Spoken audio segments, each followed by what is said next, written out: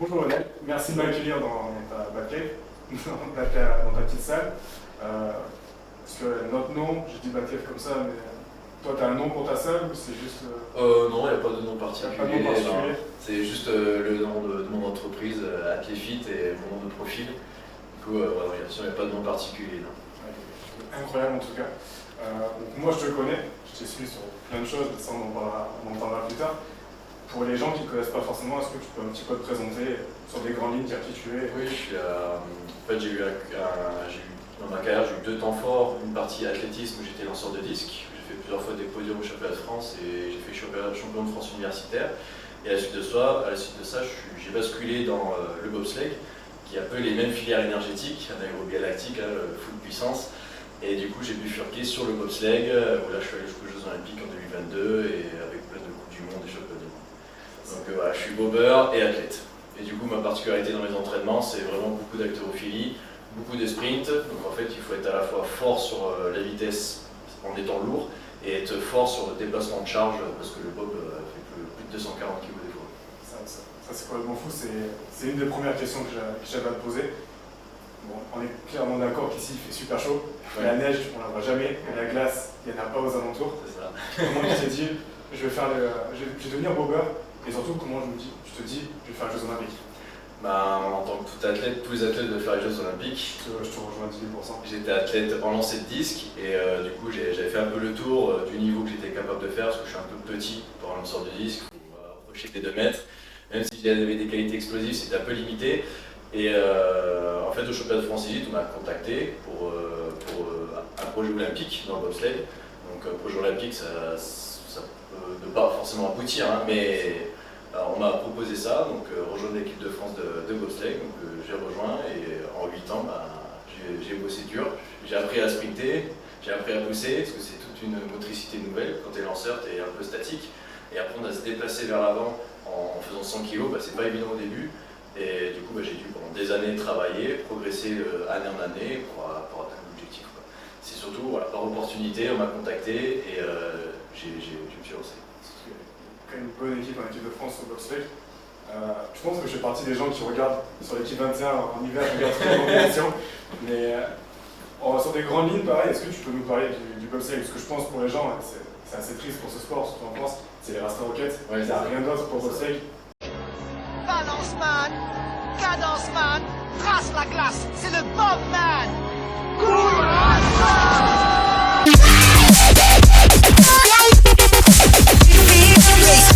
Lost boys, shout to all my lost boys. We rowdy, shout to all my lost boys. Shout to all my lost boys.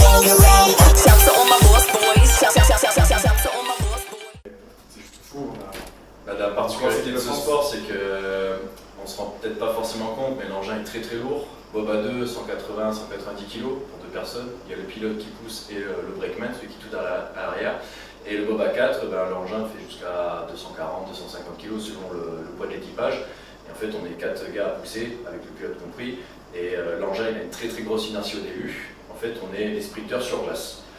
Sachant que l'engin est très très lourd, il faut avoir une base de puissance et de force énorme parce que l'engin, plus on rompt l'inertie rapidement, plus on gagne du chrono. Et en fait, c'est comme une course, le but c'est de faire le chrono le plus Sauf que vous avez possible. une distance qui est relativement courte au final pour pouvoir pousser pour la vitesse. Chaque piste est différente selon les profils, il y en a qui sont assez plates, d'autres qui sont plus en pente. Du coup, dans tous les cas, il faut avoir une qualité de survitesse, savoir pousser, à lancer l'engin dans la pente et ne pas le décélérer en embarquant dedans, c'est ça qui est très technique. Et du coup, chaque piste est différente et c'est autour de 40, 50, voire 60 mètres de poussée. Donc ça va très vite. Surtout pour le dernier en brakeman, en bob à 4, lui, c'est celui qui court le plus longtemps possible.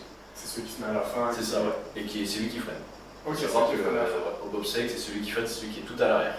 Donc on est obligé de connaître la piste, parce que nous on la voit pas, on doit la ressentir. Vous vous fermez dessus? Ouais, c'est ça, on a chacun ses positions qu'on travaille au garage, le plus bas possible pour éviter les frottements à l'air. Et le brakeman, celui qui est tout derrière, donc Bob à 2 c'est le deuxième, Bob à 4 c'est le quatrième, et lui il doit savoir où il est dans la piste pour freiner.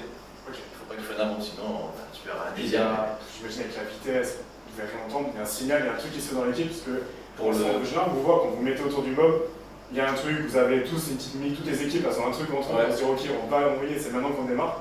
Et quand vous êtes dans la course, est-ce qu'il y a un signal qui se fait entre le pilote Et le poussant dans la cabine pour freiner ou... Non, c'est automatisé à force des entraînements. Juste il y a une synchro au début pour qu'on pousse en même temps, parce que si on n'est pas synchrone à la poussée, en fait déjà l'engin ne va pas partir de façon optimale. Si on en rentre chacun dans le poussoir, en fait on va se prendre des stops. Si tu es tout seul à pousser dans 240 kg, ça ne bouge pas. Mais par contre si tu es 4 à pousser en même temps, l'engin part plus vite. Donc il y a cette synchro là. Il y a la synchro d'embarquement. Parce que si par exemple moi je suis en deuxième position Boba 4, je mets trop de steps à monter, et bien en fait le gars tout derrière, le brakeman, il va mettre 6 steps dans une survitesse, donc 6 steps à 38-39 km/h, il est sûr de décélérer l'engin. Donc du coup, chacun a un rôle clé pour embarquer, pour optimiser la vitesse.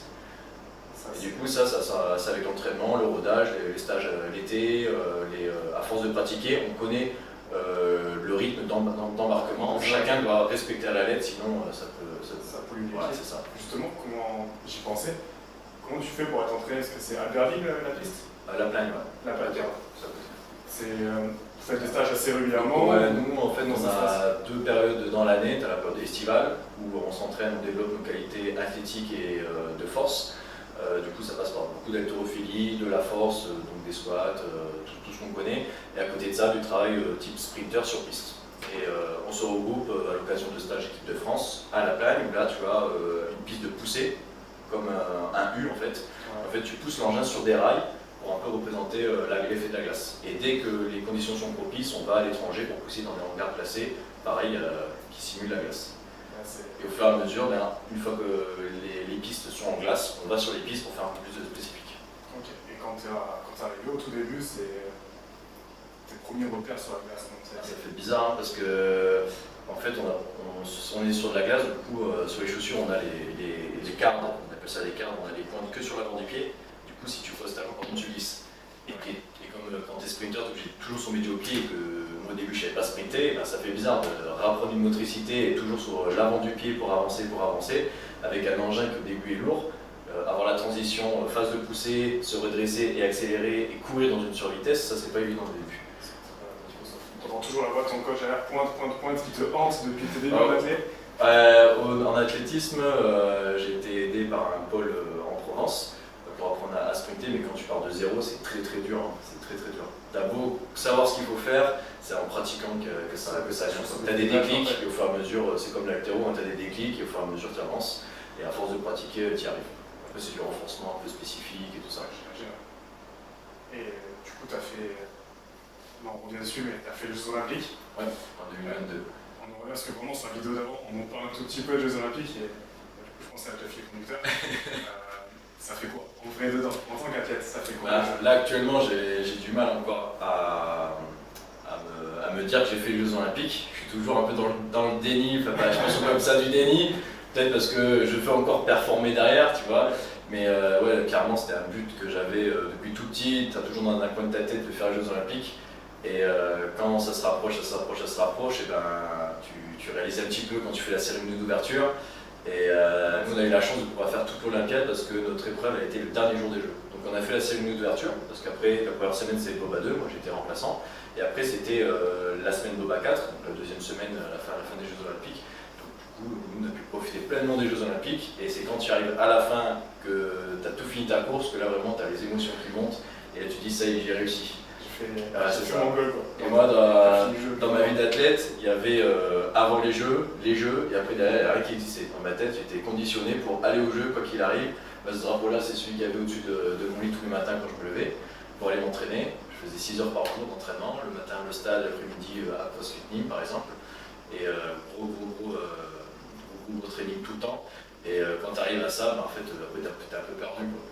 Du coup, tu as 1 an pour retrouver un peu tes repères et tout ça, parce que tu as atteint un but de vie, et après derrière, il faut se reconstruire. Il faut se reconstruire quand même avec quelque chose de très beau quand même en tête. Voilà, c'est ça.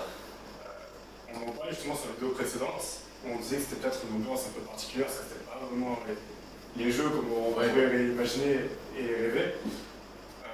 Au sein du village olympique, du village de France, est-ce que vous avez, je sais pas si c'est une question même, mais est-ce que vous pouvez aller voir les entraînements des autres, échanger avec eux? Les compétitions des autres, oui, vous êtes vraiment dans votre bulle complètement fermée? Non, dans le village, on était vraiment libre. C'était en dehors qu'il fallait faire absolument gaffe, il fallait limiter les interactions. Mais une fois dans le village olympique, on était testé tous les jours. Il y avait vraiment très peu de risques d'être positif. Je Le seul risque d'être positif, c'est si tu avais un résidu de Covid, sachant que les seuils de tolérance étaient différents. Bah, tu pouvais avoir des restes de Covid, mais choper le Covid c'était compliqué. Donc, en fait, on était assez libre dans le village olympique. On pouvait très bien aller voir les autres Français sur d'autres épreuves et ça posait pas souci. Mais il fallait quand même faire gaffe quand tu étais en transition entre les sites. Une fois que tu étais dans le site, en général, c'était très très protégé, très très encadré. Après, c'est sûr que c'était particulier comme année parce que avec le Covid, en fait, même pendant la saison, tu te chopes le Covid. Bah déjà physiquement, des fois tu ne pourrais pas assumer l'épreuve derrière. Donc déjà tu es pénalisé. Si tu as le Covid, et ben, tu restes à la maison. Si tu as le Covid, tu ne fais pas les sélections, tu ne vas pas au jeu. Si tu es sélectionné et que tu as le Covid, tu ne pars pas en Chine. Si tu es en Chine et que tu as le Covid, tu restes dans ta chambre. Donc en fait, pendant une année, tu as un stress en plus, tu as le nuage du Covid au-dessus de ta tête et tu dois faire avec. Et je fais plus rien à côté. Ouais, c'est ça. Donc moi quand j'étais là pendant 2 semaines avant de partir, et ben, je voyais personne. J'étais chez moi. Aucune interaction parce que je voulais pas réduire les chances de faire les Jeux Olympiques. Je comprends, tu peux pas te dire pour un. Ouais, c'est ça. Aucune interaction. De ne pas y aller, c'est ça. Après 8 ans cravaché, c'est ça. C'est tu t'entraînes les jours. Enfin, dur tous les jours, 6 heures par jour au minimum. C'est ça. Si tu fais pas un petit extra à côté, genre, j'ai pas fait ça aujourd'hui. Tu peux que regretter derrière les choix. Du coup, après, c'était très très dur parce que avec le Covid, et tu n'avais pas forcément accès à des grosses structures pour t'entraîner pendant la saison. Du coup, tu t'entraînais dans des garages où tu faisais 0 degré, dehors sur du goudron glacé. Enfin, ouais, c'est ça, à la dure, tu devais faire avec. Et bah, du coup, comme c'est presque pareil pour tout le monde, bah, on a eu une autre chance aussi. Franchement, moi je trouve ça juste exemplaire. C'est un goal absolu de faire les jeux où juste là, on va y aller dans un spectateur. Ouais. J'ai déjà comme un gosse. Juste à la maison là. À la maison, on va y participer. Bon, là, en tant que sportif, on a zéro chance, mais en tant qu'entraîneur, C'est beau, hein. je vais bosser dur pour y aller. Là, maintenant que tu as fait les jeux, du coup, en 2022, est-ce que tu te projettes sur les suivants? Est-ce que tu as ce nouvel objectif? Et comment tu fais, si c'est le cas, pour te remettre un coup de motivation là-dedans? Bah là, on est reparti pour presque une Olympiade, on va dire, dans 3 ans. Du coup, là, cette année, je me focus sur rester régulier sur ma préparation physique pour maintenir le fil conducteur avec les autres années, parce qu'on ne peut pas arrêter d'un coup, pour pas arrêter tout court. Et à côté, développer ma prépa physique ici pour gagner ma vie. Malheureusement, sport au niveau, ça ne fait pas forcément gagner sa vie. Du coup, bah, là, au professionnel, j'assure mes arrières. Et bien sûr que dans 2026, progressivement, je vais revenir au niveau. Là j'ai battu plein de records récemment, que ça faisait longtemps que voilà, je ne les avais pas battus. Du coup, ça veut dire que là, je continue à progresser physiquement, et après, lorsque je ferai beaucoup de spécifiques, j'espère retranscrire et être encore plus fort. Vous avez quelqu'un qui vous chapeaute un petit peu au-dessus? Non. Là, vous êtes un peu tous autonomes. Ouais, c'est ça, on est tous autonomes. Là, pour dire, on n'a pas trouvé de nouvelles depuis le championnat du monde de la fédération. Du coup, comme il n'y a pas trop de projets pour les hommes, moi je m'entraîne quand même à côté pour rester en forme, et on verra quand il y aura un projet qui va être là, moi je serai d'attaque. Il faut d'attaque. C'est ça. C'est obligatoire. Après, c'est vrai que c'est dur. Une année après les Jeux, c'est vrai que c'est dur quand tu t'entraînes. Ouais, quand tu t'entraînes sans but, parce que quand tu te lèves le matin, que tu vois que tu as le drapeau olympique, que tu as la possibilité de faire les Jeux, tu donnes tout. Et maintenant que tu les as fait, que tu n'as pas trop de visibilité sur la suite, en fait, tu es un peu perdu. Tu t'entraînes, mais tu n'as plus la niaque que tu avais avant. Ouais. Et là, ça fait 1 an, et là, je recommence à avoir la niaque. Mais moi, ce que je veux, c'est exceller dans battre tous mes records et être le meilleur possible, quoi. Et après, la motivation des Jeux va revenir. Il vaut mieux se remotiver quelques temps avant que trop tôt, parce que trop tôt, après, tu peux te cramer aussi. C'est vrai, là, on a vu sur le cycle des précédents Jeux d'été, ça a été 5 ou le 4. On a vu sur plein d'athlètes. C'était très dur de tenir cette chose, de se relancer pour dire ok, c'est pas grave, je vais faire non plus et j'y vais quand même. Après les Jeux, quelques mois après les Jeux, j'avais une vieille fracture, j'ai eu tout petit, je pense, au niveau de la L4, L5. Et en fait, quelques mois après les Jeux, je ne pouvais plus rien faire pendant 4 mois. Alors que j'ai jamais trop eu de problème, et comme quoi le psychique, quand il relâche et que le corps il suit, en fait, c'est ta tête qui tient, quoi, qui tient ton corps. Et quand tu as atteint un gros but comme ça, ton corps il a besoin de relâcher. Pendant 4 mois, je ne pouvais rien faire, ne pas mettre mes chaussettes. Et pour autant, j'ai fait mes records d'haltéro pendant l'hiver. Et vous avez, justement, pour tout suivi mental, vous avez quelqu'un au sein de votre équipe de France qui va vous aider? C'est juste entre vous? Ouais, c'est entre nous, on se motive, aussi. un peu en dessous, vous Des allez fois, tu chercher. as des intervenants extérieurs de l'INSEP qui viennent, mais c'est pas tout le temps. D'autant que dans un sport comme ça, qui malheureusement n'est pas sous le feu des projecteurs, il y a un coup de moins bien, c'est directement, on peut, j'imagine, tout remettre en question très vite. Ouais, c'est vrai. Après, c'est la chance d'être sur un sport d'équipe où c'est là Après, qui chacun se change. motive, dans l'équipe, on se tire tous vers le haut. Et mais ce qui fait la différence, c'est si tu es discipliné, même si tu as des coups de moins bien et que tu restes discipliné, la forme va revenir, quoi qu'il arrive. Et tu n'auras pas perdu ton temps si tu es assidu dans tes trainings. Et même si tu ajustes les charges, c'est toujours bien que tu vas s'entraîner. Quand même, continue à faire, même si. Ouais, c'est ça. t'es Tu un peu continues, il faut juste faire gaffe aux blessures, bien sûr, mais si jamais tu as juste un petit coup de mou, tu adaptes la charge, mais tu continues à bosser. Tu es toujours dans le mood, dans le flou du training. Trop bien. C'est la meilleure réponse. Du coup, tu parles très vite, ça me fait rebondir sur la suite. En termes de prépa physique pure, tu en as un peu parlé, tu commençais un peu à mettre des idées derrière ça. Sur le bobsleigh, ou même si tu veux sur le lancer disque, ta première discipline, comment tu construis ta préparation physique? Sans parler forcément de cycle olympique où tu dis je vais m'étaler ça sur 4 ans. Ouais. Comment tu construis un peu tout ça? En général, moi je pars de l'objectif. Par exemple, en lancer de disque ou même au bob, ça peut être une date clé, le championnat du monde ou des championnats de France. En général, je pars de cette date-là. En fait, j'incorpore les cycles de façon à l'inverse de chronologique, quoi. Et pour que j'ai la période de fond qui soit calée au bon moment, donc tout ce qui est beaucoup de volume, beaucoup de répétitions pour habituer l'organisme, et plus ça va, plus l'intensité va augmenter, et plus les charges vont augmenter, et décharger au bon moment pour être bien. Après, au niveau de la structure de semaine, en général, tout ce qui est très rapide, très véloce, je le mets au début de semaine, parce que si tu travailles par exemple le sprint avec beaucoup de fatigue, tu peux te péter. Il suffit que tu aies un discours un peu raide, que tu ouvres un peu trop, tu peux te faire un discours, alors que si tu es reposé, tu as moins de chances de le faire. Donc, en général, plus début de semaine, c'est du sprint. Milieu de semaine, c'est avec des charges, tu cherches à délivrer des watts, et fin de semaine, c'est tout ce qui est un peu lourd. Ok. Donc, tout ce que tu verras aujourd'hui, là il y a une partie renfort, mais il y aura une partie avec du back squat sur box lourd, et là tu verras qu'il n'y a pas beaucoup de vitesse, mais par contre il y a du contraste de charge pour Juste derrière. Ça serait hyper intéressant parce que, par exemple, en sport collectif, avec un match le vendredi, on fonctionne un peu à l'inverse, enfin un match le samedi, pardon, on fonctionne à l'inverse. On va mettre des charges lourdes en début de semaine et on va décharger au fur et à mesure jusqu'à arriver sur J-1, J-2. Ça c'est pendant la période de compète. Ouais, en Nous pleine c'est période compétition. de fond. Tu fais l'inverse quand tu en prépa parce que tu veux optimiser la vitesse, mais par contre c'est vrai qu'en compétition c'est l'inverse. Tu charges au début de semaine et tu décharges pour la compétition. C'est en période hors compétition. Par contre c'est vrai que oui, quand tu arrives en compétition tu fais l'inverse. Pour être opérationnel et réveillé parce que sinon tes cannes ne vont pas tourner. Il faut être le plus gazé possible.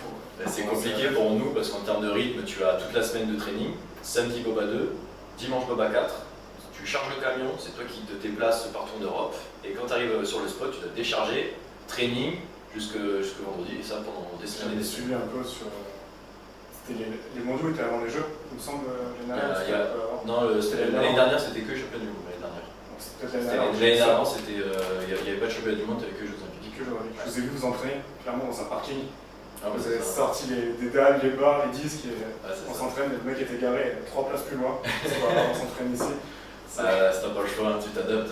Et sur cette semaine-là, c'est pas trop dur de justement se gérer. Se dire, parce que là, vous avez des pistes de bob, il n'y en a pas partout, c'est un peu les pays de l'Est tout le temps. Ouais, c'est ça. L'Allemagne a un quart des pistes, pratiquement. Un quart des pistes, du coup, c'est pour ça qu'ils sont très bons. Après, malheureusement, on n'a pas toujours accès à des salles, parce que toutes les nations réservent. Nous, on n'est peut-être pas les meilleurs pour la logistique, parce qu'on n'a pas beaucoup de gars qui gèrent au niveau d'équipe. Des intervenants extérieurs, du coup, des fois on se retrouve sans salle. Donc, moi, mon matériel, j'ai déjà ramené pour l'année olympique, j'ai ramené mon matériel dans le camion. On l'a utilisé en Chine, donc mon matériel est parti en Chine pendant le test event avant la saison. Il est revenu ici, il nous a accompagné toute la saison olympique et après il est revenu dans ma salle. Donc en fait, c'est mon propre matos grâce à Eleco et on a pu s'entraîner à peu près correctement ou au moins avoir un peu de charge.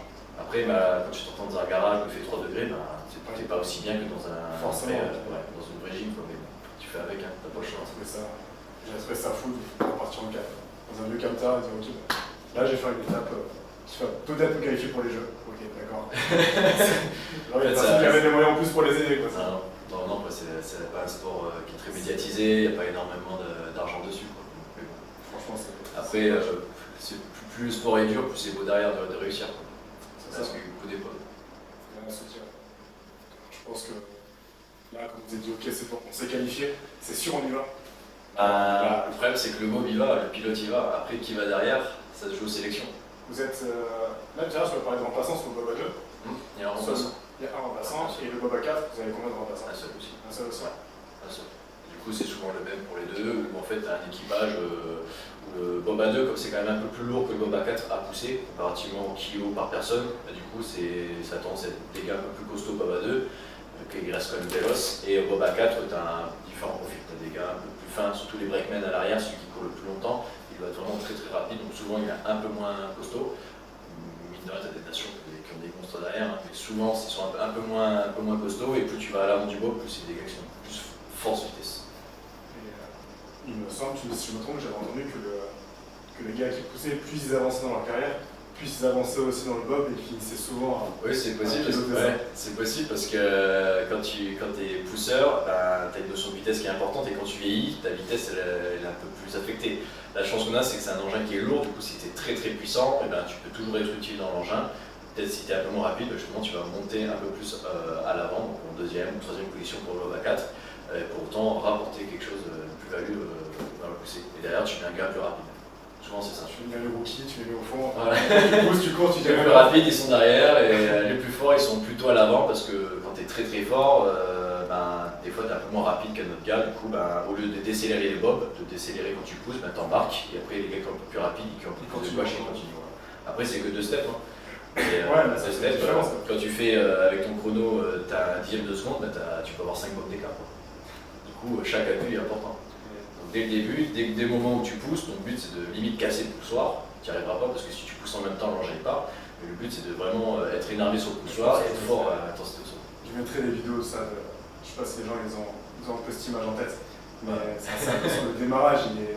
Ouais, en plus, le bob est profilé pour être un projectile, clairement. C'est ça. Et c'est hyper impressionnant, surtout avec la télévision qui fait ça bien, qui met la petite vitesse en bas. Ouais. Et le temps, là, tu fais ah ouais. Quand tu embarques, ça peut être à 39 km/h. Moi, un peu moins parce que j'embarque avant le tout dernier, mais on est à plus de 35 km/h quand on embarque. Et quand tu embarques, tu es obligé de prendre l'impulsion sur la glace et viser une petite zone pour mettre ton pied, pour prendre appui pour aller dans le flot. Donc ça s'apprend aussi. Et à force de pratiquer, tu es efficient et tu vas vite. Moins tu mets de temps sur marche-pied, plus tu es efficace et plus tu laisses du temps derrière au gars pour enchaîner. Et plus tu enchaînes, plus tu es dedans, moins tu as du frottement à l'air. Du coup, tu peux accélérer. Et tu décélères pas l'engin et tu laisses le bob accélérer progressivement. En plus, ça fait une des pistes les plus longues pour les jeux. Ah, elle était super. T'es quand même très grand. Quand t'es en bas, t'es en train de. Toi, au final, t'attends que la course se termine. Moi, je me mets le plus bas possible et je dois pas gêner le pilote parce que moi je suis à quelques centimètres du casque du pilote et si mon casque fait que toucher le sien, ben, je peux le sortir de sa course et de son pilotage. Okay. Du coup, moi je suis obligé d'avoir une bonne position, de rétroversion du bassin, enfin, il y a toute une stratégie derrière pour être le plus bas possible, sans être trop bas pour que les gars derrière prennent pas le vent. Tout ça, on travaille dans le garage. Et moi je me place et mon but c'est vraiment de rester le plus relâché possible, les épaules basses pour le frottement à l'air et que je touche pas le pilote. C'est pas trop dur à tenir cette position. Au début, tu peux avoir des crampes aux abdos, aux psoas et tout, mais avec le temps, tu y arrives. Voilà, quand tu sors d'une session d'entraînement, tu te dis ok, on remonte, on fait la même. C'est ça. Des fois, tu fais 3 trainings, t'es fatigué, mais en général, avec l'adrénaline, tu trouves direct ta position. Donc, tu sais que derrière, si t'as pas ta position, t'as l'autre gars qui va venir te griffer avec ses pointes et tout ça. Des fois, tu sors, t'es en sang, mais ça fait partie du truc. Ah, ça fait... Si tu sens le gars, s'il te fait mal, c'est qu'il est là. C'est déjà bien.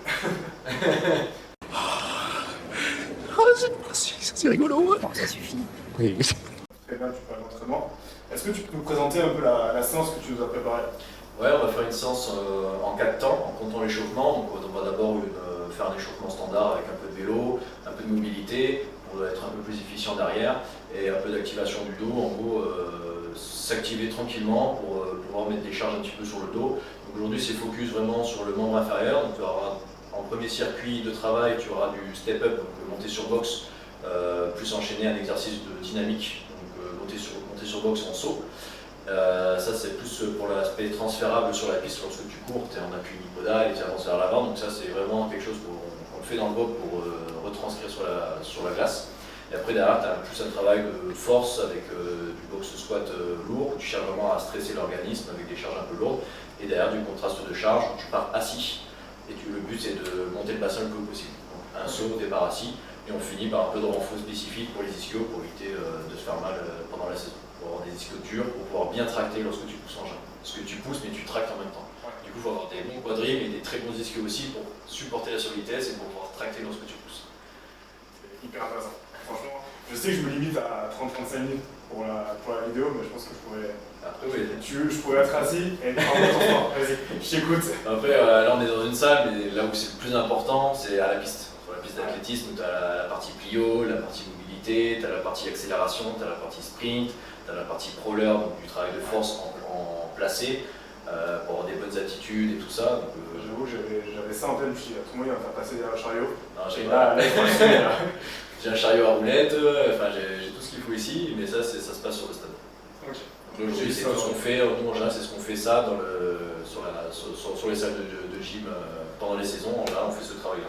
Ok, trop bien. Parfait, let's go. C'est parti C'est parti. pour charger un peu.